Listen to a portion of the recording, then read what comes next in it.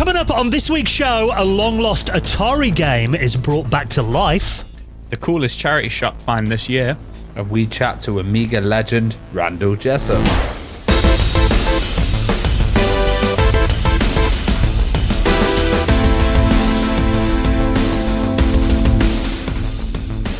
And the Retro Hour podcast is brought to you each and every Friday with our incredible friends at Bitmap Books. Now, one of my favourite books that they've done recently is The Art of the Box, taking you back to the days when those all-important purchasing decisions were made by the quality of a game's cover, and celebrating some absolute legends and some of the biggest titles from the biggest studios and software houses like Ocean Software, Konami, Capcom, and lots more as well. You can check that out, and actually we've got you an exclusive offer. You can get £5 off The Art of the Box by using our exclusive code RH5 at checkout. I'll put that in the show notes. That's valid until the end of June. You can check that out on the rest of their retro gaming collection at bitmapbooks.com.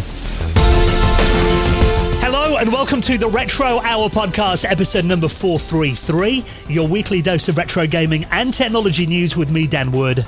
Me, Ravi Abbott. And me, Joe Fox. And a very warm welcome to the podcast, a show that comes out every single Friday and celebrates all things about the wonderful world of retro gaming and technology, brings you up to speed on all the big happenings in the world of retro from over the last week, and we welcome on a veteran of the industry to tell us their story, the companies they worked on, the software that they worked on back in the day. That's what we do on the podcast in the second half every single week.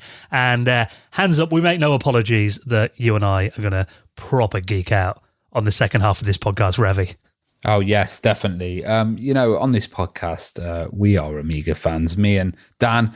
Joe doesn't know what an Amiga is, but... Yeah. But he has to be an Amiga fan by default, because we're dragging him around all the Amiga events. Well, through osmosis. That's it. It's kind of, gone into Joe's blood. But we've got a member of the original Amiga team here, the senior software engineer of Commodore Amiga, Randell Jesup, coming on the show. Yeah, now this is a really interesting chat. We've had other members of the Commodore and original Amiga teams on. RJ Michael's been on the podcast, Dave Haney, David Pleasance. We've had a lot of Amiga guests on in the past. But this week, I think it's quite interesting because Randell, he was uniquely placed, working at Commodore from the late 80s to pretty much the time of their demise. And he worked on some really interesting products and, stuff that we don't hear talked about all that much anymore, including things like, the Amiga operating system development at the time, and going from, Amiga fans will know what a big jump version 1.3 to 2.0 was, and that came out in the early 90s. Yeah, and stuff like, the Amiga exec design as well, and multitasking, like the structure, the expandability with device drivers and stuff. It's really, really interesting OS, and, we talk about some of the planned projects like the AAA chipset that didn't happen. And Ombre. Yeah, amazingly, he's sitting there on the interview with a AAA chip in his room, which is just absolutely mad. And we also go back in the days as well, because we talk about PlayNET, which was a gaming system that was kind of before Quantum Link. If anyone's ever seen the TV show *Halt and Catch Fire*, the second series is kind of based upon PlayNET that Randell was working on back in the mid-'80s. It's quite an interesting story. It was very early online gaming, wasn't it? Yeah, and then it morphed into AOL later on. And then after Amiga as well. So, of course, the interview, the majority of it is Amiga.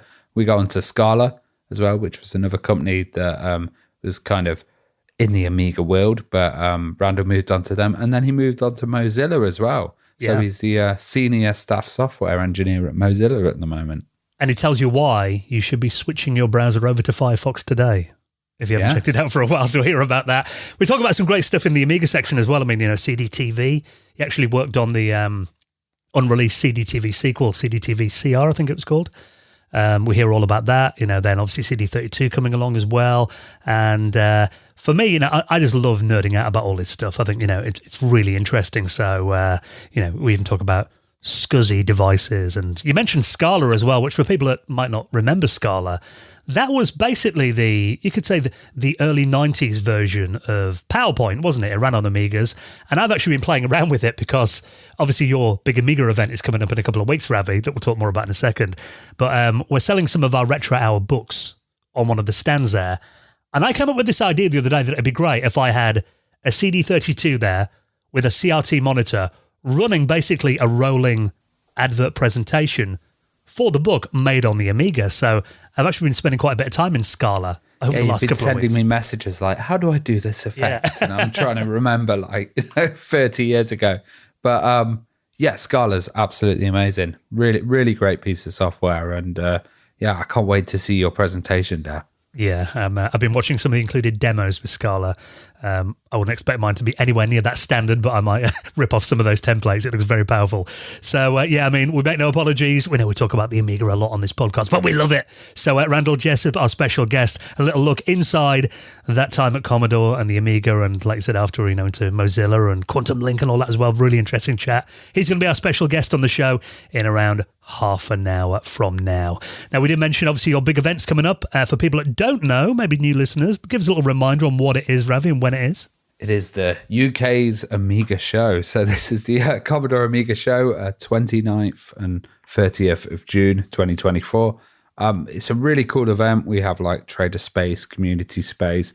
We've got talks from Revolution Software, Sensible Software, and the demand's been really high. We've actually hit we're about 20 tickets are selling off. So I've held some back on the Saturday, and I'm going to release them on Monday the 17th. So those last 20 tickets people can get, but also Sunday tickets. Sunday's always at these shows, people are a bit hungover. They sell a bit less. So we have a massive rave on the Saturday night, don't we? So. Yes, exactly. And the tickets will be available on the door at the rave, but also on the Sunday as well. And we've already sold nearly 250 to 300 for the after party. Nice. Which is going to be huge. And we've got 5 acts, and that's going till 2 a.m. I've already had people I can't last till 2 a.m. I'm you get a grandpa nap in the afternoon after the show. Yeah, you can come and see a bit of it. But I'm really excited, and it's all kind of coming together, and it's just the nervous period now. Until it happens, and then it's what are we going to do next year? So if you want to come along, like I said, there are still a few tickets available. Some more for the Saturday, the final few coming out on Monday, happening in Nottingham, end of the month, 29th and 30th of June. What's the website again for tickets? Amigashow.com. Cool, so I'll stick that in the show notes as well. And I know there are quite a few patrons coming along, so it will be nice to meet a few people. Like we said, we'll have a few of our books available for sale there as well, so if you wanted one of those, definitely look out for us at the event. Kickstart coming up in Nottingham in a couple of weeks. Right then, stories time. Been a busy week in retro again. And I always like it when long-lost games make an appearance, particularly something as famous as Tarzan. Because it turns out there was a version of Tarzan that was meant to be released on the Atari 2600 that was a casualty of the North America game crash in the mid-80s, and then was kind of considered lost. But it turns out now anybody can play it. Yeah, this has actually been happening for 2 years, this story, but it's only kind of come to light now. So the game Tarzan was made by Coleco, which is quite funny because it's become full circle, because only last week we were talking about how Atari has just bought Coleco. Yes. And for various reasons, the game never came out on the Atari 2600 back in the 80s. And as you say, considered a lost game. And those interested in what the game is, it very much like Pitfall. What do you think of it? Yeah, let's talk a bit about the game, because I watched this video. I've seen a lot of the comments saying, thank God this never came out. It looks dreadful. Personally, I think it looks really good. I think it looks all right. For me, like I say, it reminds me of Pitfall. Yeah, definitely. Swinging across the holes. And it's got those platforming elements as well. Yeah, platforming elements into it and everything. But I think graphically, for the Atari 2600, this looks pretty up there. Yeah. The graphics, I think it looks really nice and bright and colourful. Lots of colours, lots of sprites going on. And it isn't just swinging across holes. There's other levels, where you've got to climb up a cliffside, mountainside, dodge boulders and stuff like that. All stuff Tarzan would probably do in the jungle. So I think it looks quite an interesting game. Music sounds great as well for the Atari 2600, I thought. Yeah, exactly. Although there is one bit, if you watch the video, the crocodile on the second level, my God, the guy dies about 20 times before this lake. It looks brutal. That's probably why people are saying it's an game, 'cause it looks difficult. But yeah, so a private collector actually bought the demo cartridge off an ex-employee of Coleco in 2022. And this private collector is Rob, aka Atari Spot, who's the collector. And he's reached out to the Atari homebrew, community. Yeah. And a programmer who, I don't want to ruin this, Thomas Jenzik, I think it's pronounced. He has got the game running on emulation, and they've finally been able to dump the game for everybody to play. Nice. So 2 years it's taken for this to happen. But as you say, it's always nice to see these long lost games, whether we've heard of them or not. And I think it was such a big franchise. I mean, Tarzan was massive back in the day, huge franchise. Yeah. So I think it would have been popular. I mean, and it looks, you can tell it's a Tarzan game. You got obviously the swinging across ropes. The combat mechanics look pretty good as well. His little fist punch. Well, just the underpants as well. Yeah. Just the underpants and his little toga. So, yeah, it's interesting to hear that story. And I mean, there is a really long article that I'll link up in the show notes as well, if you want to real dissection of exactly how they got this working. Because there were some, technical kind of firsts on it as well, including it had bank switching, to overcome the limitations of the 4K Atari cartridges. And by the look at this article, it was kind of one of the first games that did that, and they kind of had to figure out how that would work back then. So that does sound quite interesting. So yeah, it is quite a long article on gamehistory.org, all about the how the game's been preserved and recovered as well. So if you want to check that out, I'll link that in the show notes. And the ROMs are available now to play on your original hardware or emulation. So welcome back, Tarzan. Now, speaking of Atari, a studio that were acquired by Atari about this time last year, Night Dive Studios are back in the news this week.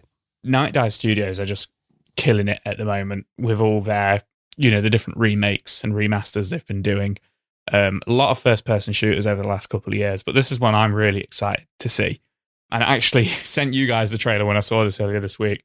Yeah, sent you a load were of my well old school friends about this. And this is actually, if you ever want to check out our other show, The After Hours, I actually talk about this on an underrated games episode we once did. This is the remaster of The Thing. So the John Carpenter's The Thing, the 1982 film. In 2002, they made they made a sequel video game to that for the PlayStation 2, which did sell 1 million copies. But I don't see a lot of people talking about it. Is going to be remastered and be coming out later this year. Don't think it's your guys' cup of tea, because it is a very hard, scary horror game with lots of blood and guts. Too scary for Ravi, too tough for me. Exactly. Yeah. No, but I quite like the look of it. In this kind of form. It reminds me of Half-Life, actually. I don't know why. Yeah.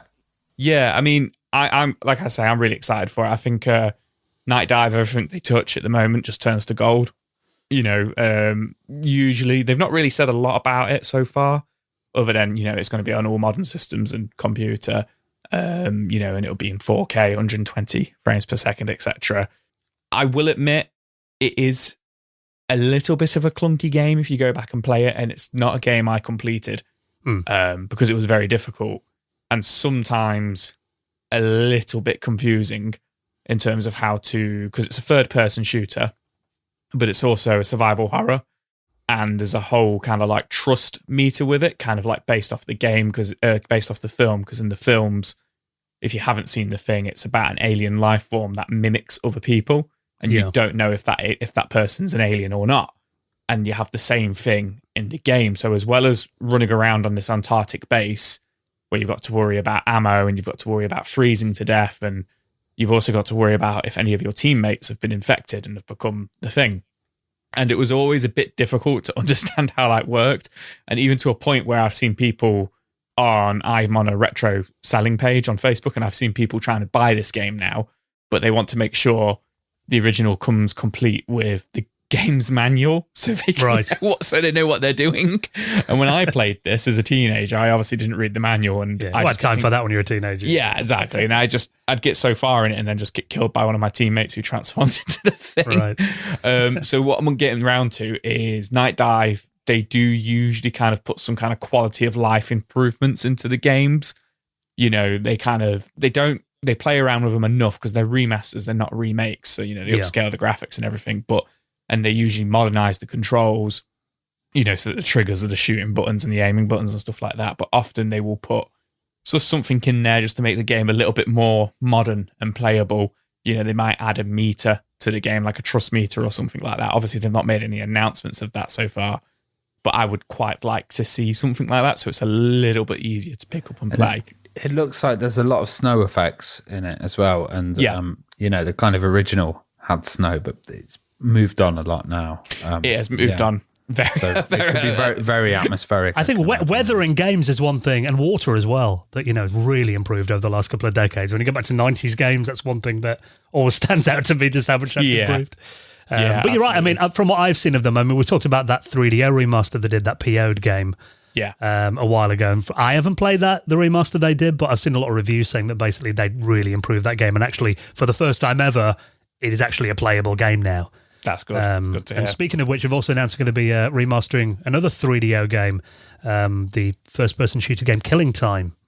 Yeah, saw that. I don't know anything about Killing Time, though.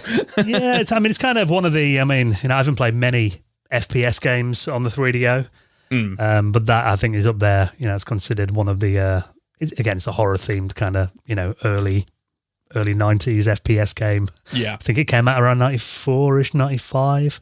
I've only played it briefly, but in terms of 3DO FPS games, that's generally the one that most people talk about. It had a lot of FMV in it, and it's like, where they had a PO'd. Yeah. They're kind of redoing stuff and making it a bit more playable, which I like, revisiting these titles. And especially it seems to be the case with FPSs as well. Yeah, and I love kind of seeing, remastering, like you said, that FMV era games. It's always amusing to see them coming back. So that's just been announced. We haven't got a release date on that from what I've seen. Just says 2024 at the moment. So, there's only 6 months left of it now. So I imagine probably towards Christmas time, I imagine. Just announcing that, Joe. Just giving you heart palpitations. Only 6 months left. Anyway, while we're talking about the 3DO, how do we continue? It's been a bit of a week for 3DO news this week. If you have got an original system, this is quite cool because a lot of consoles that used optical drives back in the day, that is often the point of failure. And I've had a few, not many. I think my CD32, the laser on that started to get a bit weak a while ago, which fortunately turns out that the CD32 uses like a standard part that I think Sony used in Hi-Fi. It was a bang-together system, wasn't it? Yes, I picked up a new laser off eBay for a $5, swapped it over, good as new. I'm not exactly sure what the score is with the 3DO's drive, but you bear in mind that era. The 3DO came out in, 93? So I imagine it was designed in 91, 92. A lot of the time back then you had very custom CD-ROM drives in that kind of single-speed era. But it turns out if you have got an original 3DO, the FZ1 model, the Panasonic, the one that I've got in my collection, that for me, when you say 3DO, that's the one I picture. If you got one of those with a failing CD-ROM drive, there is now a rather affordable solution to replace it. This is really good because of the price as well. I think I've seen these ODEs on other devices, and they're big. These are optical drive emulators, aren't they? Yeah, and that's kind of put me off. Some of them, I saw there were some good ones on the Dreamcast as well. Lots of people were doing that, and they were also doing mounts, so you could kind of mount the card in as well. I didn't know if they required soldering and stuff like this, but this one doesn't seem to require soldering either. Yeah, this one looks very cool. It's just a small, basically a little circuit board that you put inside. You have some ribbon cables that would have previously connected to the CD-ROM drive. The good thing about this is, like you said, a lot of those kind of ODEs require you to take the optical drive out of like whatever system you're putting them in. Because this one's so small and the 3DO case is quite big, it actually fits in there and you can keep the original CD-ROM drive in there. You're just re-clipping the cables. Yeah. In, pretty much, just rerouting them. But also, I think, you're loading it off a solid state drive. It's probably going to be a bit faster, isn't it, than like one of the older CD drives? Than a single speed. I imagine it probably would be, because I think I've got a feeling the 3DO's CD-ROM drive was, a single speed. What are they, like 150 kbps or something? They're not very much. It might speed up, gameplay time. Yeah, stuff like FMVs and that could definitely help with that, I imagine. But the big news about this is there was already an ODE for the 3DO by a guy called Fixel, who made one called the 3DO ODE. They got really good reviews, but that cost $250. So this is basically a guy called FCare, who's basically made an open source board that uses Fixel software. Now, from what I've seen, Fixel's actually worked with him on this as well, and he's completely happy with it from the comments I've read online. But it really means that he was planning on open sourcing that software anyway, apparently. But this is a lot cheaper than the 3DO ODE. That was $250. So the software's kind of the front end of it as well. Yeah. And then you have the hardware. From what I've seen, it's basically the same software, so it should run exactly the same as the more expensive one. But I mean, they're selling these for $59.99. And so I don't know if $60. the 3DO had any copy protection, but No, I probably think you'd be able to load a lot of the games, from the collection, and probably some weirder stuff as well, and homebrew on there as well. Yeah, well, I mean, that's the thing. 3DO had no protection whatsoever, which for me, I mean, I haven't used mine for a while, but the failure on mine was the power supply. The caps in that kind of broke and it kept just rebooting. So I recapped it because it's all like through-hole stuff. It was quite easy to do. But the optical drive still worked on mine last time. So for now, because, like I said, the 3DO has got no copy protection, it's easy enough for me to burn CDs for it. But I think if it ever did get to the day when, it probably will one day when the CD drive starts to fail, something like this will be quite handy. And actually seeing the price of CDs now as well. I saw the CD towers that you could get with like 100 CDs in. Yeah. They were going for like 30 quid in Asda last time I saw them. I remember they were like a $5 like 10 years ago. So, still in some charity shops you can walk around and find them. Yeah. I saw a load of Blu-rays, burnable discs in one recently, but I thought, what the hell am I going to use them for? So I resisted. Might regret that one day. But there you go. So if you don't want to burn optical discs and you just want a nice way of having all your 3DO titles playable on your original hardware, there is one slight annoyance about it that this is internal and it requires the use of a USB stick. And that means that basically every time you want to take the USB stick out, you've got to open the 3DO and pull it out. Okay, yeah. Which I'm sure someone will. The next thing will be some extension where you can mount it on the front or something. Yeah, I mean, there will be people who will just mod the system and use an extender, put it in the outside of the case. But it's a good thing that it doesn't require that because, some of us do like to not mod the hardware cases and stuff. Yeah. So, that is available now. I'll link that in the show notes too. Now, I was on holiday last week, went to lovely sunny Santorini for a week and took my Switch with me. I did send you guys some pictures of me hooking my Switch up to the hotel TV. Whilst we were at work. We got a picture pretty much every day, just like, how's your afternoon, boys? How's the weather? How's the weather? We're like, yes, we know, Dan, you're on holiday. Well, I mean, it was very nice out there. It was very nice. But the picture I was talking about is the one I sent you of me playing Final Vendetta in the hotel room.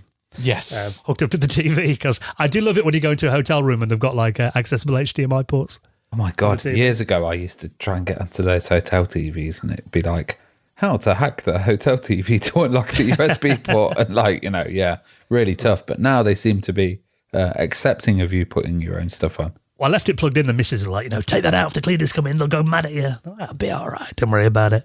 But yeah, I mean, I had a bit of because obviously it was a 4.5 hour flight over there and I was playing, Turtles on there, the Turtle Collection on my Switch, playing a bit of Final Vendetta, Streets of Rage 4 as well. I had a bit of a beat 'em up session last week, which was great fun actually. Finally, to get some time to play these games. But if you are a fan of these kind of belt scrollers, I believe you call them, Joe. Yep. There is a new one on the way. Now, this is a game called Deadly Metropolis. There's definitely been since Streets of Rage 4 came out in 2020, there's definitely been a big resurgence. I mean, you just listed off a bunch of games there, so I'm not going to sit here and say all the same ones, but they've all come out in the last 3 or 4 years, and they've all come out to praise, high praise. Yeah. And it's excellent just seeing more of these games coming out, because obviously they just died off in the mid-90s when we went into the 3D era, which kind of segues quite nicely into this game, because I really like the look of this. So we've not got much on this Deadly Metropolis yet, other than some artwork, which does look very Streets of Rage-esque. And then we have got a 10-second clip of some of the gameplay, which I'll get onto in a minute. But the person behind this game is Din V. Abare, who actually did work on Streets of Rage 4. Right. As a consultant. So that would make sense that the game will have a similar vibe to Streets of Rage. And it is going to be launching on Kickstarter soon. So hopefully in the next couple of months. But gameplay-wise, obviously so far, we're just seeing, I say just, but we're seeing a beat-em-up.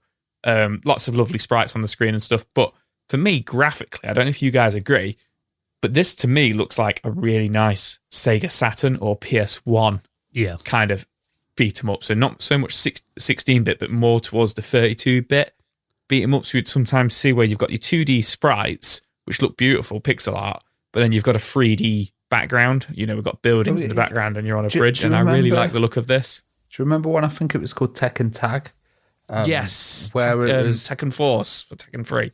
It was kind of on an angle, and it was like a beat 'em up, but it reminds me of that, just the angle of where the camera is, you know. Yeah. It's quite high up, isn't it? You're kind of looking down on the characters from like an angle, Yeah. No, you know what? You've just unlocked some memories there, Ravi.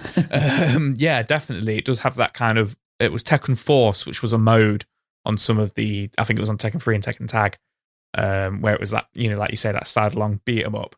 I really like the look of this, and just, you know, like I say, absolutely love beat 'em ups, so bring them on, you know, more the merrier for me.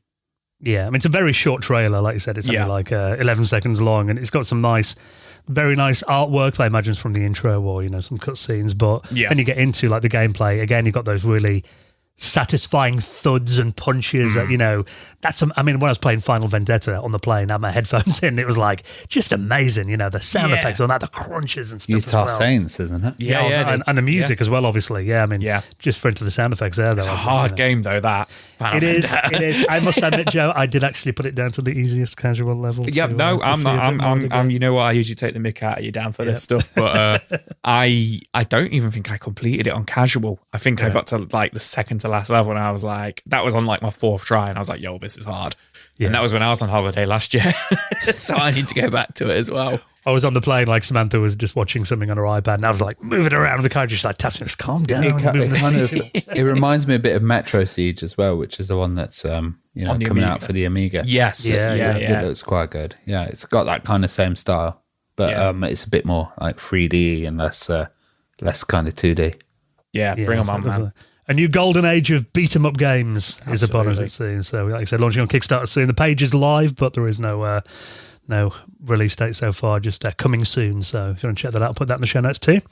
Now, you guys, you always have one thing that you do better than me. That is finding good scores in charity shops. I never get lucky at this. The other day, you were posting a few pictures of some games that you found in a charity shop, Joe, that were... I don't know. I think Ravi's pretty good at charity shops. I was building up to Ravi. I messed up the other day. So this is a rare limited edition Hulk Xbox, which we'll talk about in a minute. Yeah. But I was in a charity shop, and there was a 360, Elite one. Like the black one's really nice, and it was like 20 quid. And it was all working and everything, and I was like, "Oh, I might pick that up." I don't know why I didn't pick it up at the time, and of course I went the next day and it was gone. Yeah. So yeah, I'm not amazingly good, but this guy seems to have really scored with this. I've never seen one of these Xboxes before. Yeah, well, this story then is there is a very rare limited edition Hulk Xbox. Now we're talking about the original, OG Xbox here, that was donated to a branch of the British Heart Foundation that they've now put on their eBay account. And I'm with you, Ravi. I looked at this originally and I thought, do you remember the Mountain Dew Xbox? They were green, weren't they? And I thought it was just one of them. I thought, oh, hang on. And this was for the 2003 movie Hulk that came out in association with Pepsi. This is a promotional item where I think the only way you could get this was to win it, wasn't there? And they only made about 50 of them.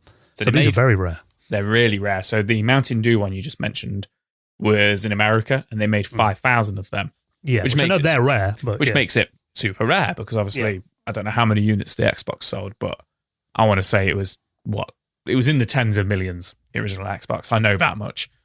24 million. There you go. 24 million. There you go. But yeah, this Hulk Xbox, bright lime green one, came out in the UK, and there was 50 of them made. And you had to win a scratch card from going to the cinema to see this film. And it was when you bought Pepsi and a popcorn deal, and then you would get the scratch card with it. Which would have been awesome, face it. Like going to see a movie and then winning the latest games console in a disgusting green colour. Yeah. And only 36 of them were apparently actually claimed and won during the run of the Hulk film. At the cinema, and 14 of them have gone unclaimed, and then they said there's about 20 of them known in people's private collections. There isn't really a lot about where this one came from. It was donated to the British Heart Foundation by somebody.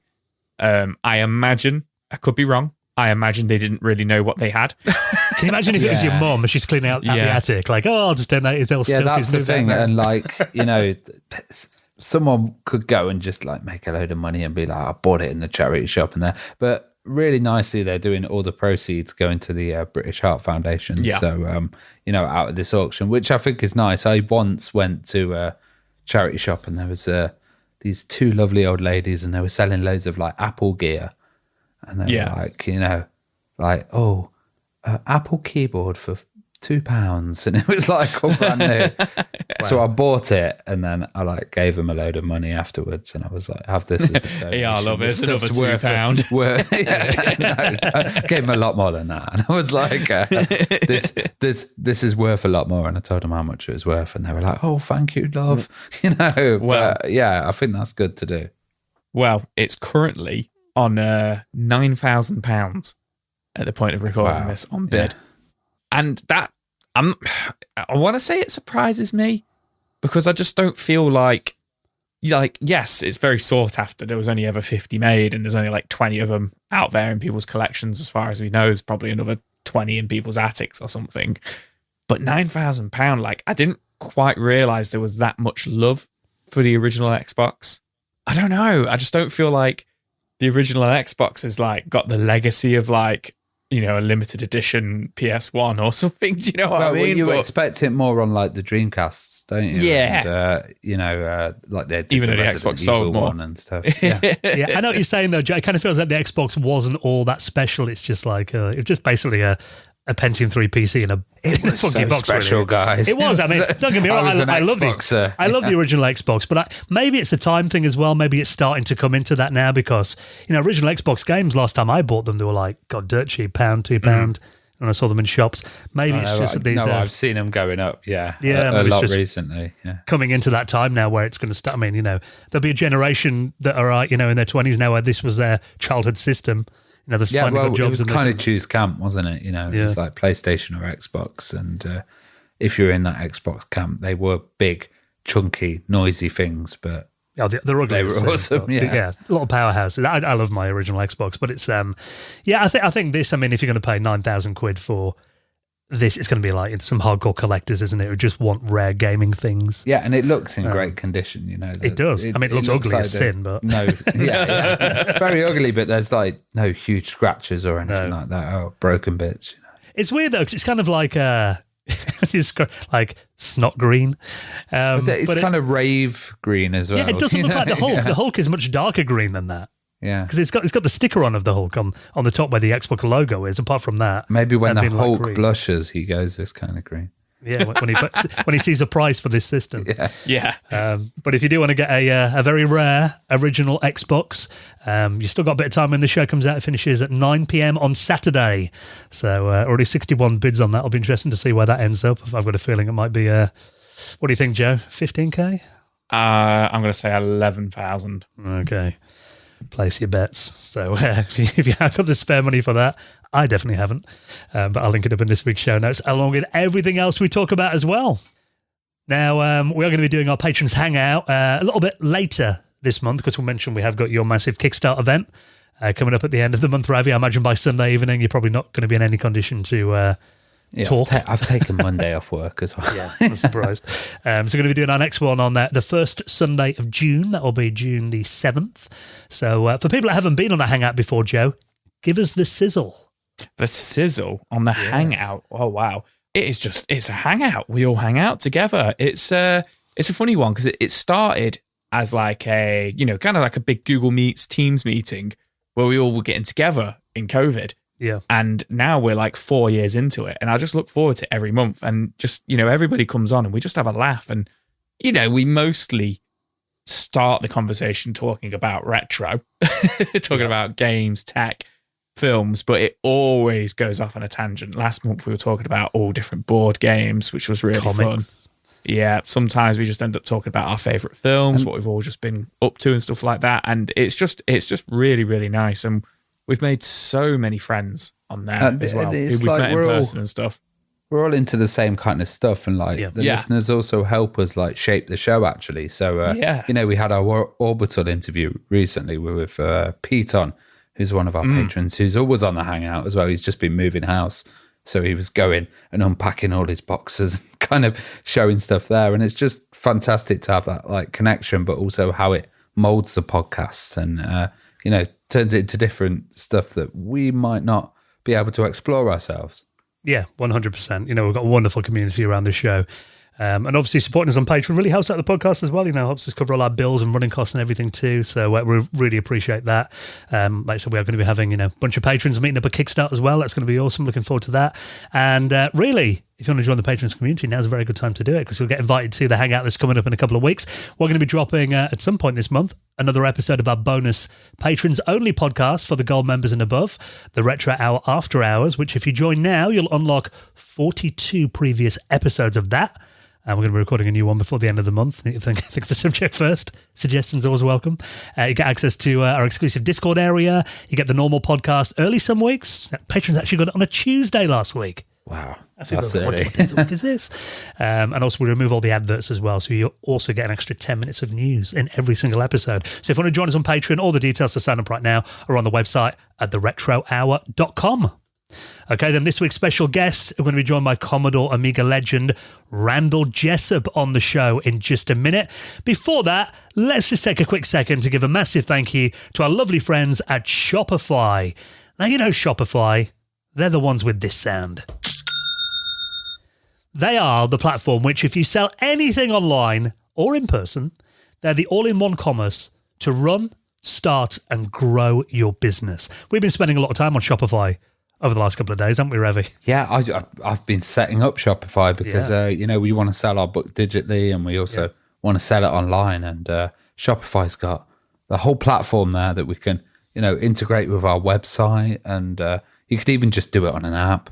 You can even do all those social media things like TikTok and all the modern stuff like Instagram.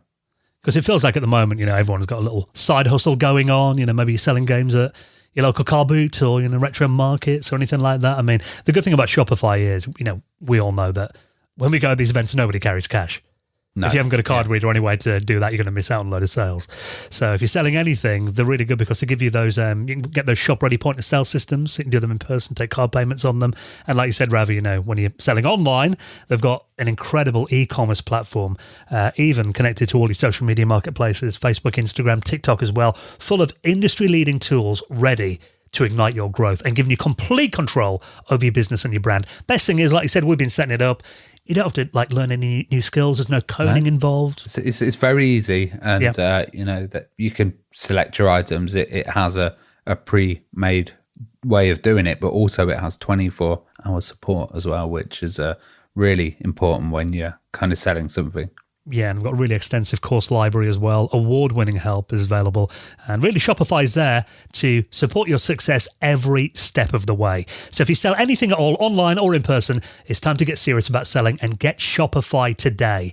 Now, we'd love to give you a trial, and this is great value as well. If you head to this link right now, obviously, using these links, supporting our sponsors, helps out the podcast massively. Head to shopify.co.uk/retro hour. All lowercase, all one word, shopify.co.uk/retro hour. And I'll put that in this week's show notes as well. And get ready to take your business to the next level today. And you will get a £1 a month trial period by using that link. So you can check it out for just £1 a month. Shopify.co.uk/retro hour. And a massive thank you to our friends at Shopify for their continued support of our show. And get ready to hear a lot of this. All right, then. Well, thank you for checking out the news this week. We'll bring you up to speed on what's been happening again next Friday. And get ready for the main event. We're going to be joined by Amiga legend Randell Jesup. He's next on the Retro Hour podcast.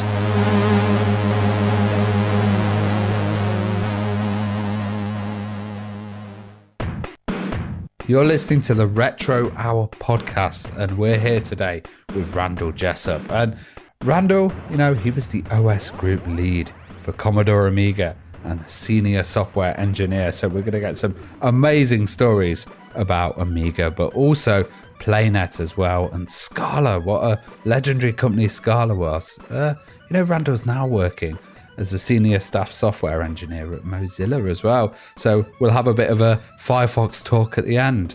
But first, how are you doing, Randell? Okay, how are you? Oh, great. It's excellent to have you here. And we have a question that we always ask our guests, like, what was your first computer memory that you ever had, or first time you ever, played on a computer and had a bit of a gaming experience? Okay, so my first time I used a computer that I remember was so this was back in the 1970s in New York City, and it was either at my school when I was in 7th grade at Collegiate, where we had a time sharing system terminal into something, or it was at another private school that my uncle worked at, Dalton, which had a larger computer center with, a dozen or more thermal paper terminals where you could log in. And I remember playing, games like the old Star Trek thing and so forth, printed out on rolls of curling paper. So that's where it started. And it must have been quite a slow game experience, but quite fun. Yeah, very, very turn-based back then, and for quite a while afterwards. Would you remember when you first got a home system? So the first personal system I had lots of access to, in high school, I had lots of access to a PDP-8E with teletype terminals, where you had to toggle the boot sequence into the front panel to boot it. Lots of fun. 12K of memory. And that was my first programming experience. But my first personal system I owned was in college when I bought a TRS-80 Model 1 from a friend of mine for about $1,000 in 1982, something like that. I don't remember. Which I still have. It's in my basement. I have not pulled that one out to try to fix it yet. What did you think of the TRS-80? And that was often nicknamed the Trash 80 by Commodore fans. I thought it was great. I did all sorts of stuff on it. Played lots of games.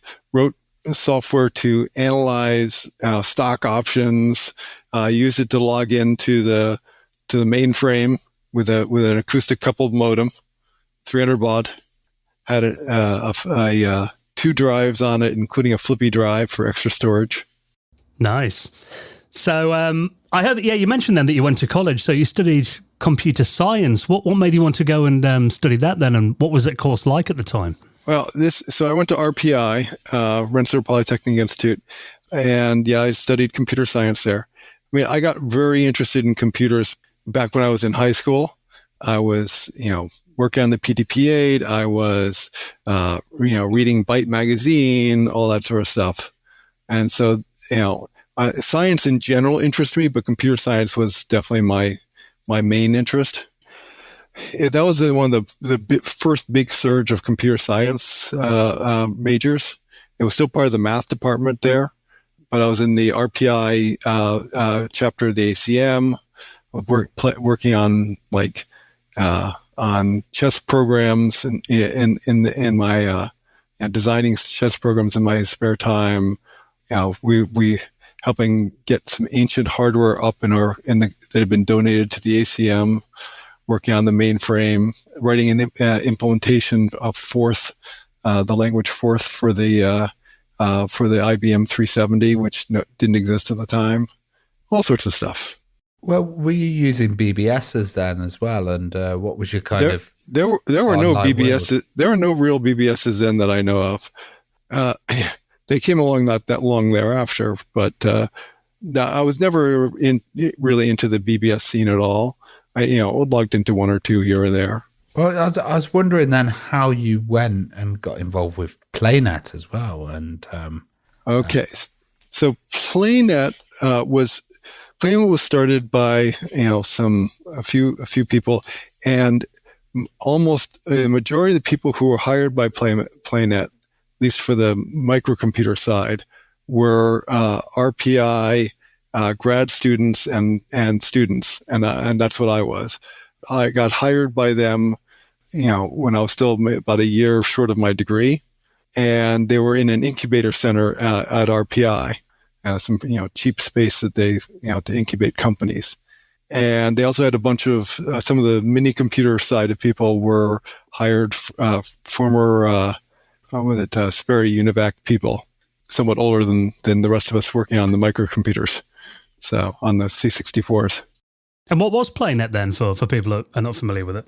So PlayNet was one of the early online services, dial-up, which was designed, from the name, obviously, around games, but it was also designed around chat rooms and message boards and shopping and all those sorts of things. It was for the C64, and you had to get a bunch of disks, most of which held the other games, but each different module they would load, whether chat or the messaging or whatever. And you dial into a local dial-up number, Telnet or TimeNet, and get connected to us at 300 baud. And you could stare in rooms and chat with people, which was by far one of the most popular things. Or you could play games while still chatting with people. We had we built an entire finite state machine language that ran underneath everything, while the games typically ran in BASIC or assembler. And so, it was pretty polished. We did all sorts of tricks to be able to switch screen modes on the fly with horizontal screen interrupts and so forth. And so it's very nice. And we charged by the hour for it, because that's how that's how you charged, several bucks an hour. And we were trying to find investment. We were trying to get included in when Commodore would sell modems. We were trying to get included in the box there. And after a bunch of negotiations, we were running short on money. We were competing with a Control Video Corporation, who had an online service that was nowhere near as nice as ours. And the understanding is that Commodore basically told them, we like your management team, but we like their software. And they told us, no deal. And we had no money, so the other CVC came to us and said, we will license your software, and we'll give you a small cut of the profits and some cash. And we had very little choice but to say yes. And we got some cash and some runway. And eventually, a year-ish or so later, we folded because we had fully run out of cash. It was the company sort of semi-existed after that to collect royalties, though the CVC eventually got out of them. A couple of years later, CVC ported our software to the IBM PC and renamed it America Online. Yeah, I was gonna say, it must have been quite difficult, maintaining an online system back then, just with the amount of numbers of people and also all that functionality you had going on there. How long did it take to develop, and what was it like, the actual running of PlayNet? So it was developed in I'd say from the time it was started to the time it launched was, a year and a half-ish. Okay. The mainframe side was running on Stratus mini computers, which were fault-tolerant machines. You can literally pull one of the CPU cards while it was running, and it would say, please put it back. It was a lot of long nights, eating hot dogs in the break room because, when we were on half salary and had no other choice, we certainly weren't going out for lunch. I'm still in contact with a number of the people who worked there. I was wondering, did you ever see the TV series *Halt and Catch Fire*? Because I know apparently the second season of that was kind of loosely based on PlayNet. I wonder kind of how accurate that was. If you saw I've watched a little bit of it. I've been meaning to watch the whole thing, but because it would be very interesting to see how horribly wrong it is. Yeah. but I'm certain I wouldn't be surprised if they've caught some of the overall gist of how it all went. So tell us about PlayNet kind of moving on to Quantum Link then. How did that kind of development happen? So when CVC licensed our software, we provided some support to them to help them. I went down there a few times, and they did some minor changes, to the, how the menu system works slightly, and they relabeled it Quantum Link. So Quantum Link basically is PlayNet. The differences between Quantum Link and PlayNET are small. Other than they added, they did add some more games and so forth that that were on top of what we'd already had, at least to start with, and they made a few more changes along the way while it was still Quantum Link. They also created and ran, I believe they ran Bix for Byte as well, which was not based on C64s and so on. I was wondering as well, you mentioned that it then went into AOL, yes. Kind of a modified version of it. What did you think of this idea of having a closed off internet kind of? Well, I mean, the internet wasn't the thing it is today back then. When they created AOL, this was long before the first web browser existed. I didn't have, I'd had some internet access when I was at General Electric working on processor design after PlayNet. But so when it was first created, it was, all the online systems pretty much were monolithic. So that wasn't a surprise back then. One thing that did surprise me about AOL was in about 2005, when AOL was mostly being accessed over the internet, though some people probably still did dial-up. After someone posted that they were trying to figure out how the AOL protocols worked on Slashdot, I went and they were confused by why certain values in the login messages would sort of increase and then reset and so forth. And I looked at it and said, oh yeah, that's the error correcting protocol I wrote for handling 300 baud modems with sliding windows and so forth for doing, because 300 baud modems weren't error corrected. And so you had to deal with lost, modified bits and so forth. I'd written all that for PlayNet, and they were still using it to do the login protocol, just the login protocol, I believe, for AOL in 2005.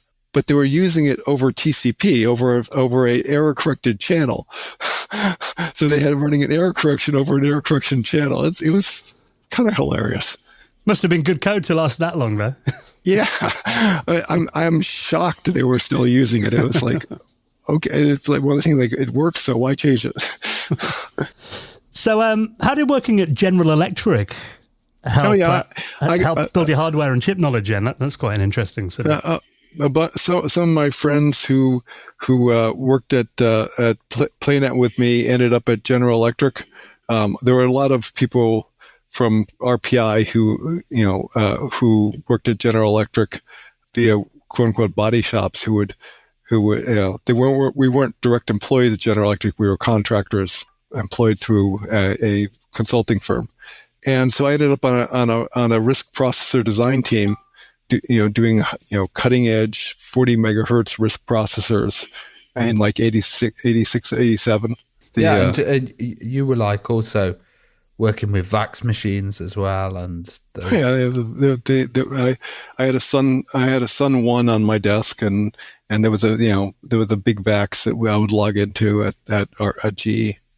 So when did you kind of hear about Commodore and like the Amiga, and how did you get involved with those? So I had heard about the Amiga in the press, and when I was still at PlayNet, and I was down visiting CVC to give them some support, one of the programmers there showed me a preliminary set of manuals for programming the Amiga, which was going to be introduced later that year. This was like early 85.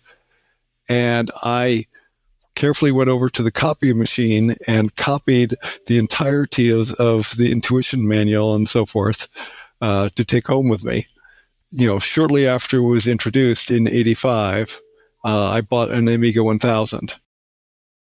And the rest is history. So did you meet Jay Miner and I met Jay later on. I only met him once that I remember, and that was at the 1990 DEF CON in Paris. He was there. That was the first DEF CON after we introduced the 3000, I believe. And I remember, hanging around like the hotel bar with him chatting. along with some other people while we watched the Berlin Wall get torn down. Wow. Oh, wow. So when you first got to Commodore then, what were you initially working on? So after GE, I did a small stint where I ported a game for Epix to the Amiga from the Mac. But in the process, I was doing a lot of work on the Amiga and talking a lot on BICs and so forth. And both I and Bryce Nesbitt got hired about the same time into Commodore in early 88. So when I first started there, I was working on hard disk partitioning and other stuff like that, working on drivers for the A2091, various stuff. The Amiga OS really made the Amiga shine, and I was wondering what the key points were in your memory. Oh, there's so many. The OS, I loved the OS because it was multitasking. When I first got it, I was like looking to do, fancy networking on the Amiga. I wanted to do, I ported Force to the Amiga. I was playing around with NetHack. Of course, I love games, but it was like so head and shoulders above everything else technically, and that was what I loved about it. Working at Commodore was quite a trip and interesting, and the friendships and such we made there were very strong and still strong today. There's so many events there. It's hard to give a list. Well, how did the exec design and an approach to design allow multitasking? And did you feel it was like something that hadn't been done on a home system before and you were on the edge of something revolutionary there? It was something that really had not been done before in very many systems at all. The decisions to make things, to not have hard limits on things, to use what effectively would be called now a microkernel, made huge differences. And having the flexibility that gave you to program stuff was, impressive. A lot of systems would have hard limits on all sorts of things. You could only do stuff that was anticipated by the operating system, etc. The microkernel with devices and drivers and file systems and everything else being basically sort of arbitrary objects, made things exceedingly flexible. Even the way we use AA link lists for everything, so that you were encouraged not to put in arrays that would then, you'd end up overflowing and adding limitations. So I know when the Amiga OS 2 was released, it was, really different to version 1.3. Mm-hmm. And, I know a lot of it kind of got completely rewritten at that stage and modernized. What memories have you got of that time then and updating the Amiga OS to version 2? One of the big things that happened, the OS 2 was a big update, and I'll give you one little story about how a part of it happened. We'd have meetings in the software group at the time run by Andy Finkel, about every 2 weeks, I forget, and to sort of go around the table, say what we've been working on, etc. And so it came around to me at one point when we were, heading towards OS 2, and I said, well, did this stuff with the 2 toolbox and so on. Oh, and yes, I ported the entire DOS library to C and assembler from BCPL, and it's up and booting. Now, there was still some more work to do. It's just that, and no one had asked me to do this. I just did it. Right. It was just like I was really annoyed at the DOS library because I'd written a shell before I joined Commodore, a Unix C shell type shell, and the fact that there was all these stupid things due to BCPL in there made it really painful. So I said, could I possibly just remove this? And I started trying, well, maybe I can. And so I ripped out every piece of BCPL in the core OS. I never once ran the BCPL compiler, and got that all up and working for 2.0 and still compatible with all the old BCPL programs. Because all the old disks had all these, the command line utilities were all written in BCPL. And so I had to maintain all the APIs they needed with a funny upside down stack and everything. And I managed to make all that work. That's pretty incredible thinking about that you maintain that compatibility. And so I remember at the time, because my first Amiga was a 500 plus, and that shipped with Kickstart and Workbench 2.0. And here in the UK, I don't know how much you know about this story, but I think basically they ran out of Amiga 500s and just kind of put Amiga 500 pluses in the box.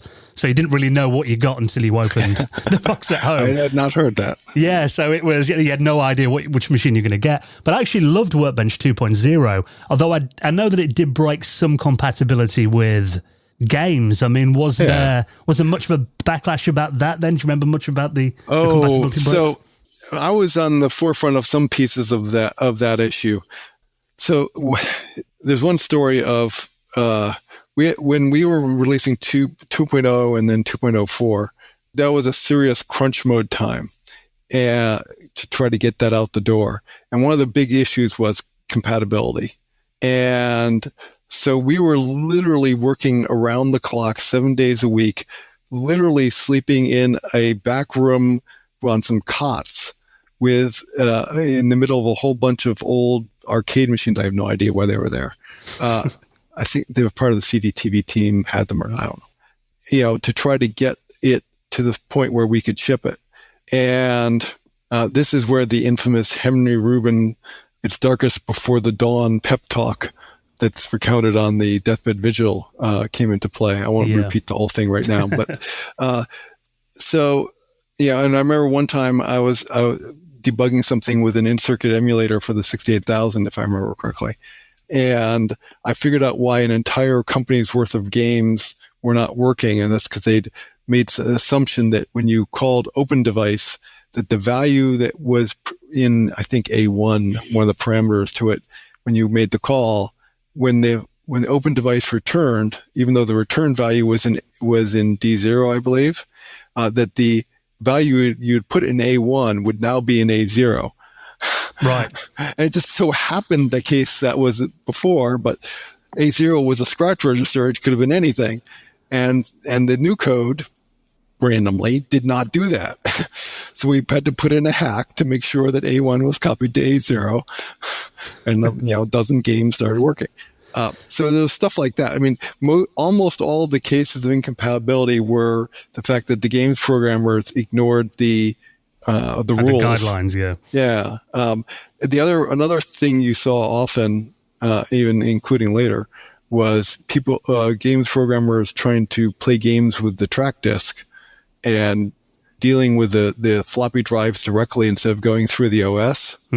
And you'd change floppy drives to another compatible floppy drive that met all the specs of Commodore specs and all the specs in our documentation, and games would break because there was some slight difference in track to track times or the rotational speed variance or whatever.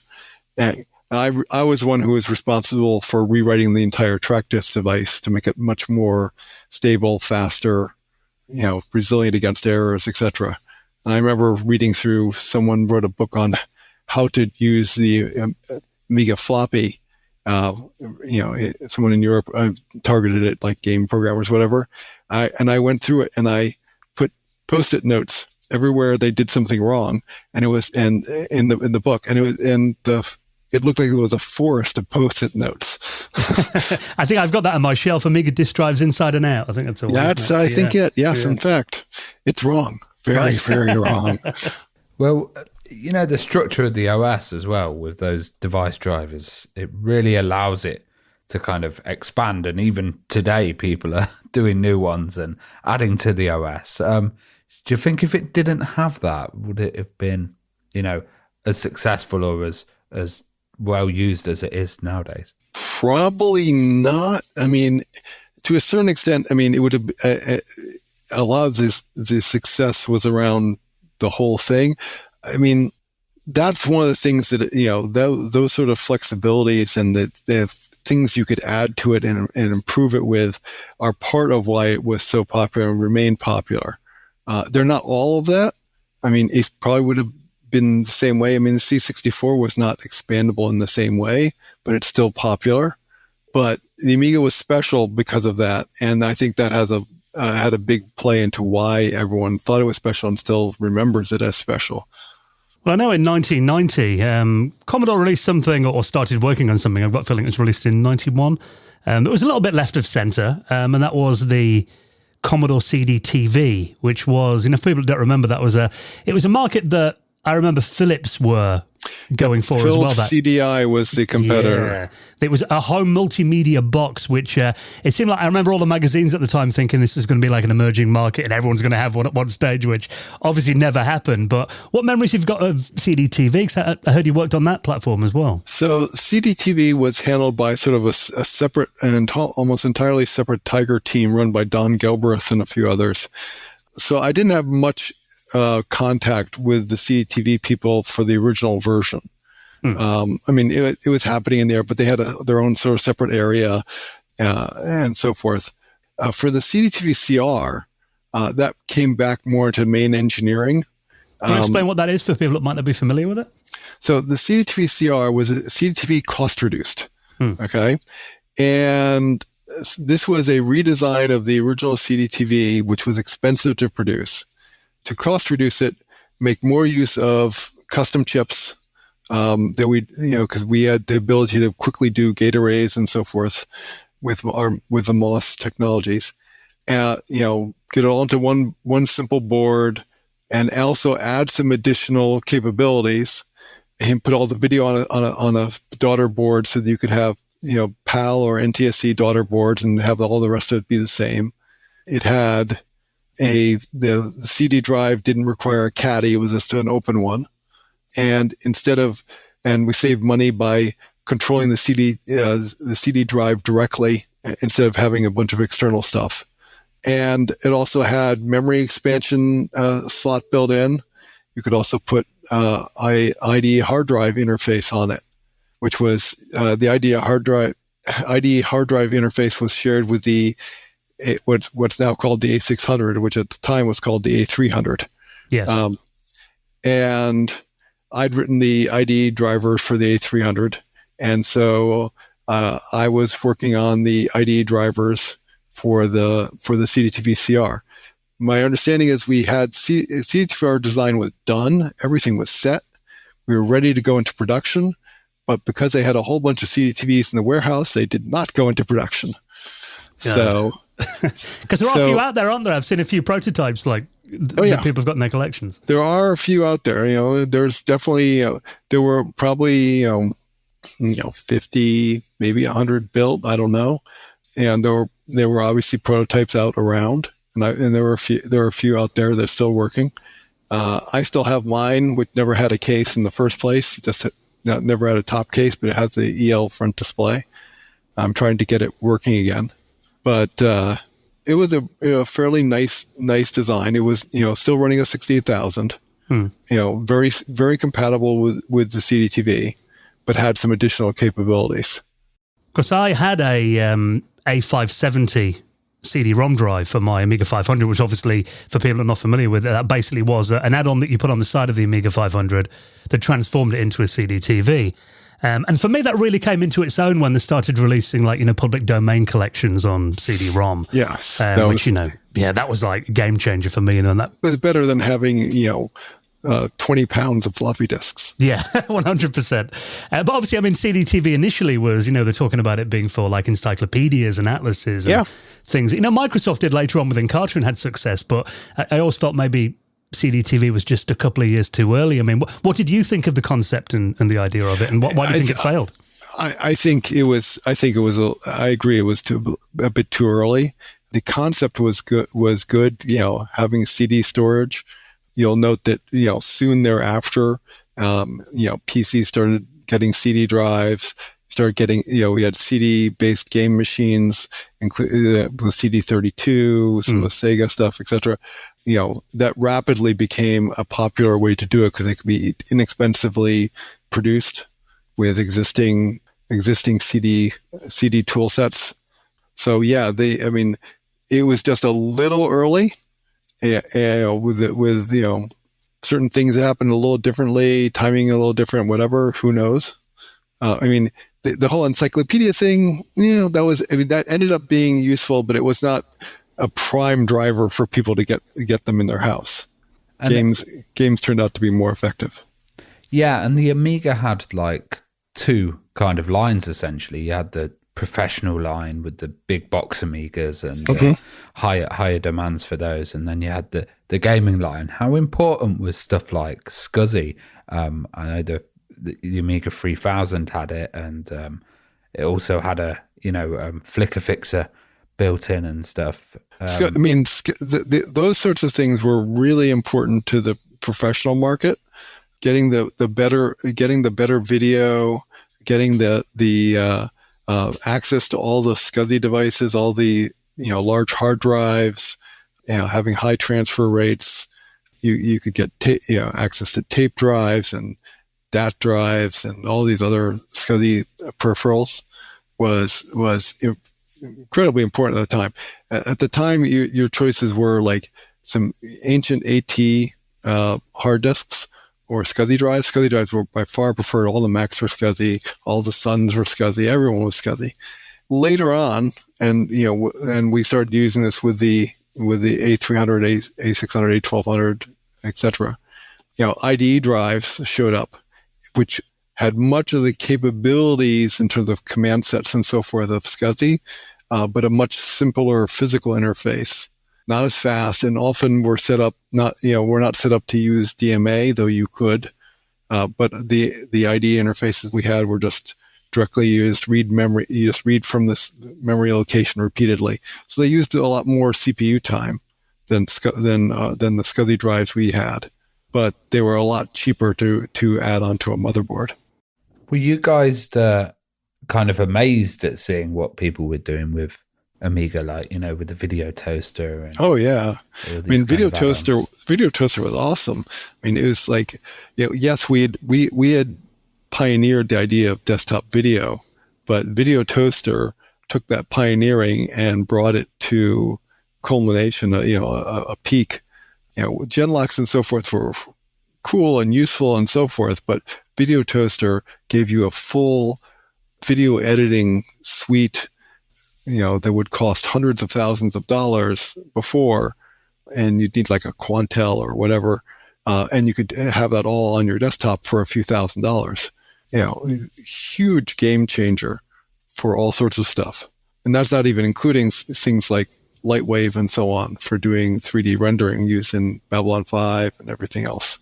Yeah, and those were really impressive when I learned that the Amiga was doing the introduction to Babylon 5. I was like, really? Wow, the machine I've got at home is like capable of doing that kind of thing, which was pretty jaw-dropping. I mean, just kind of going back to the IDE interface that you mentioned there, because I remember there's a bit of a backlash at the time about the top-end Amiga 4000 not having SCSI and having IDE on board as well. Yeah. But I think it definitely made sense in the lower-end machines like the Amiga 600 and the 1200. I'm curious, because you mentioned about writing the IDE drivers for what was originally called the Amiga 300, that then was rebadged as the 600 and replaced the Amiga 500, which I remember upset a lot of people at the time because, the Amiga 500 was so loved. What kind of memories have you got of working on that project then, the Amiga 300, and that morphing into something else? Oh, it was interesting. I mean, the IDE drives, like I said, they had lots of the capability of SCSI and very large overlap in the command set. They were absolutely a lot cheaper to include, and so they made tons of sense at the low end. You waste some CPU time, lose a little bit of transfer rate, but boy, they were so much cheaper to include. I implemented the driver by basically making a IDE drive look like a SCSI drive to the system. Basically, just a compatibility layer that turned an IDE drive to all the other layers of the system, including the partitioning code, for example. It just looked like a SCSI drive and responded to SCSI commands. You'd send it a SCSI command.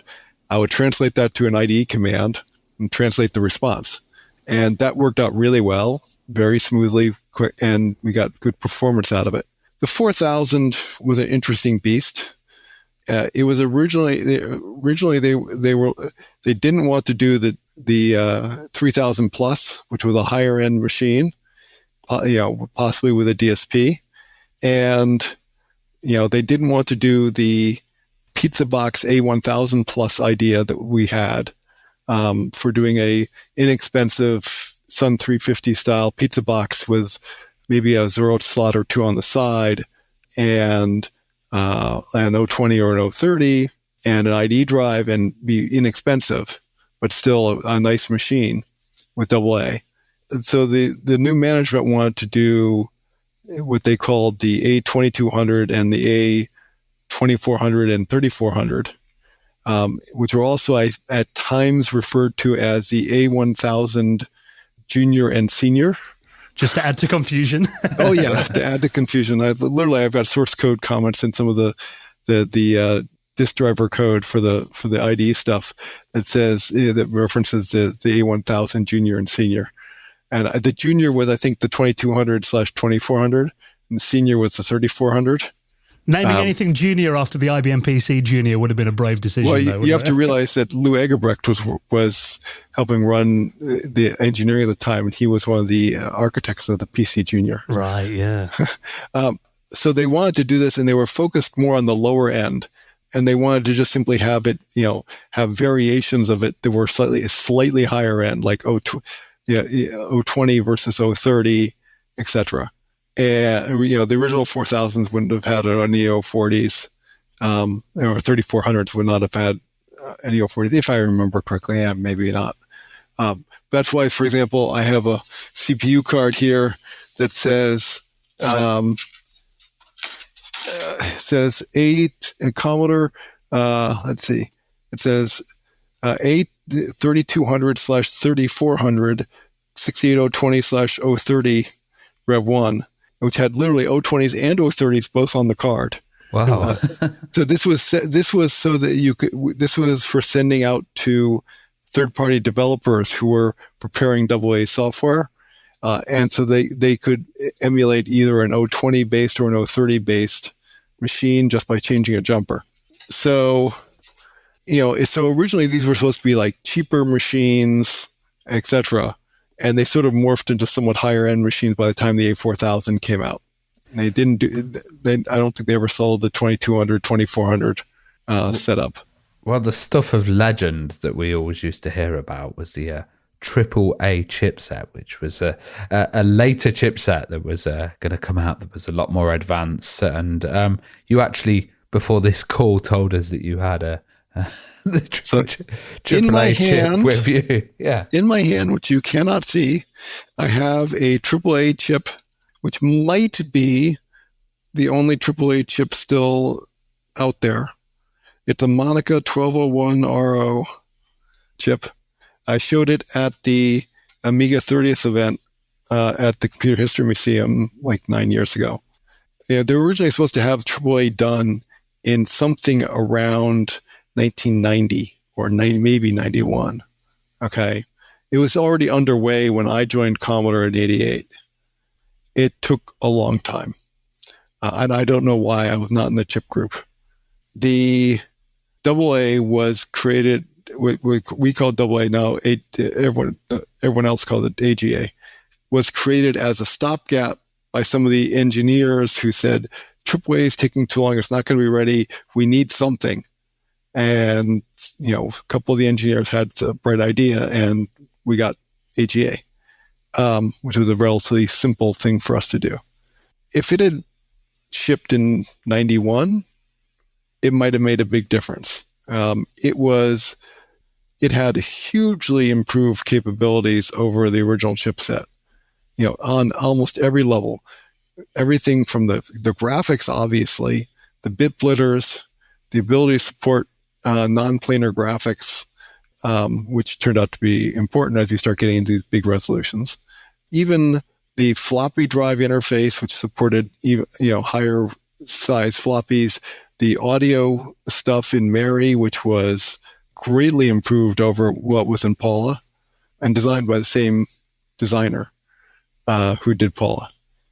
Yeah, and it would have even been able to directly drive CD drives using Mary. All sorts of things it could do. But by the time it actually was semi-functional, which was like late 93, early 94, when I was actually working on it, trying to, writing test programs to test the blitter and so forth. It was no longer as game-changing as it would have been a few years earlier.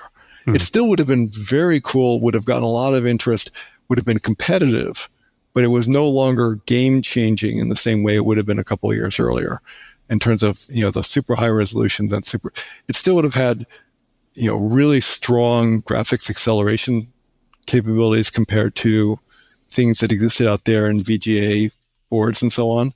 There weren't many accelerators out there. So, it's really unfortunate. I don't know the details of why it didn't get done in time. I'm sure a lot of it had to do with management. It would have been cool. I'm curious about that Monica chip that you've got there in your hand as well. So kind of what state was that in? And explain what the chip did. And do you think it could be made to work? What kind of... there were two, as far as I know, there were two AAA boards that were built and running in the lab. And they did run. I believe they had graphics up and so forth, but only in very limited test programs. One of the problems was that particular rev, and they needed to do another chip rev, had a problem where the interrupts didn't work. You had no interrupts. So I wrote a whole bunch of test programs that would test out, do blitter tests, and would communicate over serial to another machine, and it did it all without interrupts, which was fun. It was a sort of interesting challenge, but they would run. I mean, there were two running systems without schematics and all the chips and the internal design of the chips and everything else, which no longer exists as far as I know. You would never be able to build another board like that. And the chip I have no idea if it even worked in the first place. Just something I rescued when everything was getting cleared out. So now, outside of AAA, wasn't there also a even more advanced chipset in development? Hombre. That was going to completely change the architecture. I mean, what do you remember about that, and what would that have been like? Hombre was very interesting and sidestepped a lot of the things that had tripped up the AAA work, I believe. Hombre was the baby of Ed Hepler, who was one of the people who was brought in, who knew a fair bit about chip design and so on. His idea was to, instead of having these huge custom chips with lots of hard-coded logic on them, his idea was to build something that was a processor extension based around a PA RISC core, one of the RISC processors from Hewlett-Packard, and add a bunch of instructions that would let the processor do efficient bit blitting and other things like that, and do it. It sort of foreshadowed the modern system on a chip setups, where all the things are incorporated with the CPU onto one chip. It would not have necessarily been a single chip in implementation, but it would have been something close to it. And we were working with HP on it at the time. I still have some documents detailing how Hombre would work that I showed at the Amiga 30th stuff in a fair bit of detail that I'm going to be sending off to Dave McMurtry to scan in for the Commodore Historical Archives. That's a wonderful Facebook group as well. If people are not part of that, it's absolutely worth joining. Dave's great, and I owe him this. I have a box of documents I need to send him. I'm sorry I didn't save more from when everything went poof. Well, you didn't know everyone was going to be interested in it 30 years down the line, I guess. No. Yeah. I was one of a couple of engineers who helped, ex-engineers, after they had the big auction where they sold off the VAX and a bunch of other furniture and all the other things. The company that was responsible for the auction needed to clear out the building, which was full of stuff. And so a couple of us got sort of hired by the auction company to help clear it out, take mounds of stuff down to dumpsters and so forth. And we culled over some of the stuff that we were taking to dumpsters and kept it. And that's why I've got a Commodore 65. I had stuff from my office already, but I picked up a whole bunch of other random items that were just sort of lying around and no one cared about and were just going to go in a dumpster. So, and I most of the documents I have were from my own files and so forth, but there were, a million documents I could have grabbed that I did not. I'm glad you saved that Commodore 65. I've seen the prices of those on eBay now, so you made a wise choice there. I will probably be selling that one. It's fully functional. Oh, wow. I was just had it up a few days ago. You'll have a nice vacation with that money after you sell it, I'm sure. Well, talking of kind of companies, that were doing amazing things with the Amiga, Scala was one, and Scala had some absolutely amazing stuff that was going on there, and they were growing so quickly.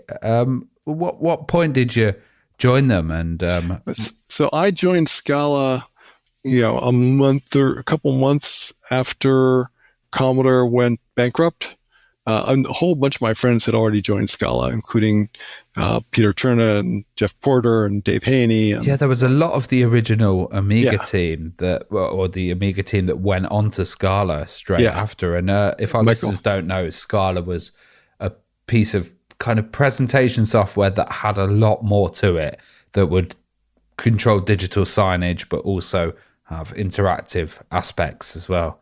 Yes. And Scala was expanding into the U.S. Had over the previous year had hired Michael Sins and Peter Cherna and other people. A bunch of others had gone to 3DO. I had interviewed at 3DO back in '93. They made an offer to me, and I turned them down. I basically said, I don't believe this is actually. I should be in the target market for this. And I don't believe that it's actually, at the price you're going to be asking for, I don't believe it's going to work. So, and turned out I was right. But I joined Scala, and I was also interviewing at DEC, my first SCSI work. But I worked at Scala for about 4.5 years. We did some incredible stuff with graphics and it's sort of a follow-on almost to the desktop video of the Amiga days, and it's quite crazy because looking at it on the surface, it looks like a titling piece of software or something that would just be very basic, like kind of maybe like a PowerPoint. But then with stuff like the extended scripting languages, interfaces with stuff, you could turn it into a whole like non-linear video editing suite. And what was it like when you started to connect stuff up and get devices working with Scala, Genlocks, all these kind of things? Yeah, I mean, some of the stuff you could do with the scripts there were really impressive. The ability to make complex things that would show off all sorts of reveals and fades and all sorts of other stuff. And as you said, they could be interactive as well. We were doing using it as a front-end interaction software for some satellite video companies, for example. So were you working with Info Channel as well? Because just for the listeners, there were two versions. There was Info Channel, which was the kind of high-end presentation software that also communicated on a network. And then there was Scala, which was the kind of software that people could use at home and do their own thing. Yeah, it was all one and the same internally for us. The core of it was all the same stuff. The Info Channel added a bunch of additional capabilities on top of it. So and I guess stability was an important thing as well, because some of these machines, they'd run for weeks. They have them in a box, running for weeks. And you had the Amiga experience was a good thing there. Memory leaks are bad. Stability, making things nice and stable was critical when you had no memory protection on the Amiga. We would set things up so that they would run for a very, very long time and be stable. And for all these sort of like rotating displays and cable system, putting something up on a cable system channel, whatever, they need to just be up. It's very, very annoying when you turn on your cable TV and you switch to the local information channel and it's showing a guru meditation error, which I've seen, or equivalent for Scala if it's crashed and sitting at the OS. It's like when I drove to an ATM once and I was like, oh look, there's a Windows NT login screen. Well, I found it really hard to get Scala to crash. I thought it was a really solid piece of software. Yeah, and, we wrote an entire we had an entire language and compiler that was written by Dave Haney. That everything was written in. And I think it was called Scala Player, but it was kind of a way of having the scripts that would be kind of created in a like little encrypted file system. And I did all the encrypted, like put all your files into a single file, basically a file system within a file, and encrypt the whole thing. That was something I did. And that meant you could just pass on a Scala kind of presentation that had already been done. Right, a single file, just drop it in and play. Yep. Yeah, that's amazing. Yeah, I was just hiding all the existing files into a single file, make it all look like it was an entire file system worth of stuff to the rest of the Scala software. Well, another thing that you also worked on was pretty cool, which was WorldGate as well, with a interactive TV and the Ojo video phone as well. Was that kind of directly because you had that world of presentations and displays and wanted to get into that area? Yes. So when I was working at Scala, Joe Augenbraun, who was one of the other hardware engineers at Commodore, was one of the founding people working at a company called WorldGate to do internet access over cable boxes. And he called me up. I'd loaned him one of my computers at one point to do some demonstrations of how it was supposed to look. So he called me up and said, hey, you should work for us. And so I ended up joining and working on internet browsing via cable boxes. It was we did that for a few years. We went public, and the company was worth $1 billion. But we couldn't get we were partnered with the cable companies, but you couldn't actually force them to deploy the stuff. They had, they would go through mergers, and they would have other things they were worried about at the time. And eventually they bought our technology so that they could use it to get out from under patents that TV Guide had. And so they paid us off for that. We basically had to go from like 300 people down to about 20 people. And we decided to totally take that money they'd given us and totally switch businesses and go into hardware video phones, which the head of the company, who was a previous CEO of General Instruments, a big cable box company, he'd always wanted to do. And then we did that in literally from the time we got our first DSP prototype board to when we went to CES with it, 6 months, less than 6 months, and had a working video call to CES from Pennsylvania.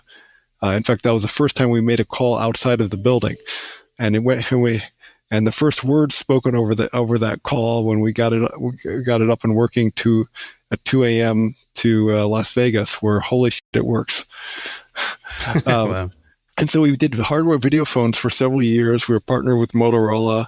They were used for in addition for just general calling, also for video translation systems for people who are hard of hearing or deaf, where they could use sign language over video to an interpreter who would be on the phone to your doctor or your pizza place or whatever. So that was used for that, and it was really well done, worked well. Eventually, we got bought by a company that sold video phones. There were all sorts of things along the way, but I won't go into them. And that company, unfortunately, was a multi-level marketing company. And they fired the original CEO, moved us into nicer quarters, but they were in bed with a TV personality who had a big TV show at the time called The Apprentice, i.e. Donald Trump. And some of our video phones actually appear in an episode of The Apprentice. So yeah, that was fun.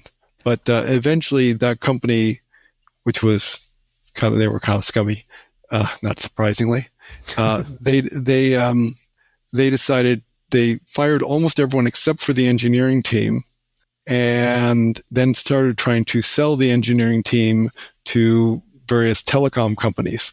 So all of us, over the period of like 2 or 3 days, en masse quit, leaving them with basically nothing. Wow. I could imagine as well, like, your experience with video phone and kind of putting live real-time video in there helped you when you joined Mozilla and you were on the WebRTC project and you were doing, audio and video on the web. So the short story is, after quitting WorldGate, I was brushing up my skills, fixing 10-year-old bugs I've reported to Mozilla. We'd used the Mozilla browser in WorldGate when we were doing the internet browsing over TV, and I'd stayed peripherally involved in the project all the way through. I've been heavily involved back in 2000 through 2003 or so.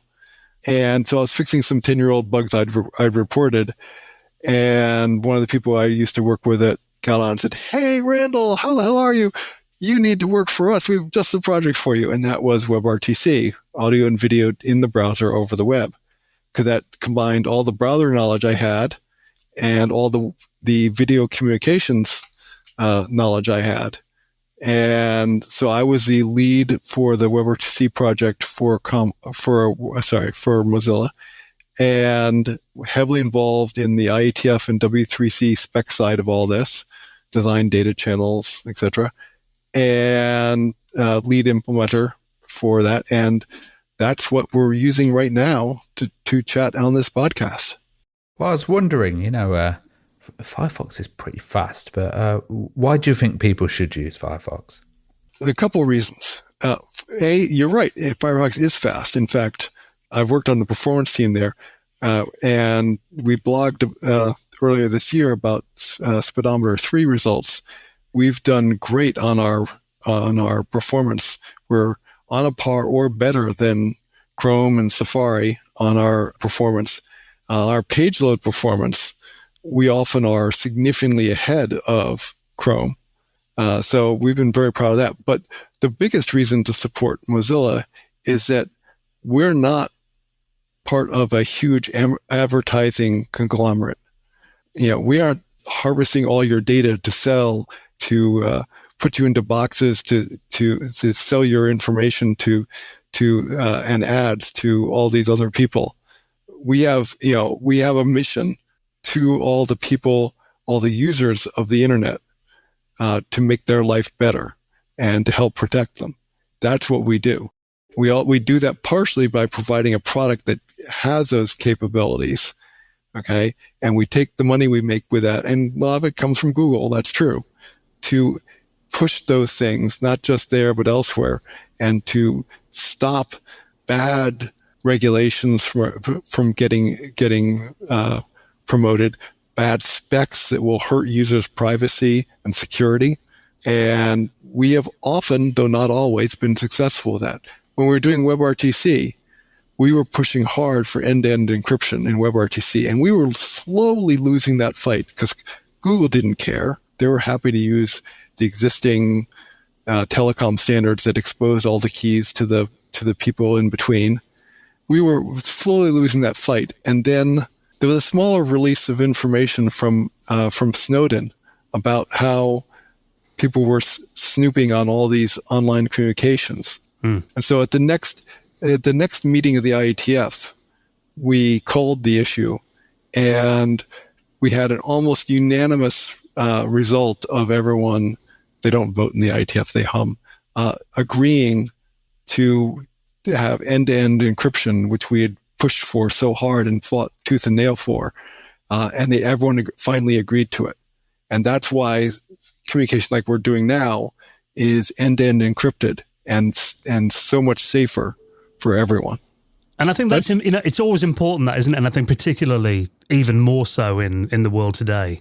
And, there might be people listening who maybe haven't tried Firefox for a while, because I must admit I did download a new version of it, before we had this call here. And I must admit, it does look like it's come on a hell of a long way in the last few years. There was a time when it had gotten a little more bloated and slow, and we have worked hard to make it more memory efficient, more CPU efficient, faster at loading pages. Like when I was working on our site isolation project, which separates out which responds to all the Spectre issues and so on. I was in charge of the performance for that, because it's a danger of reducing our page load performance. So I was monitoring all our page load performance for that. And when this shipped, not only did we only have like a 5% regression from, 1.5% regression from site isolation.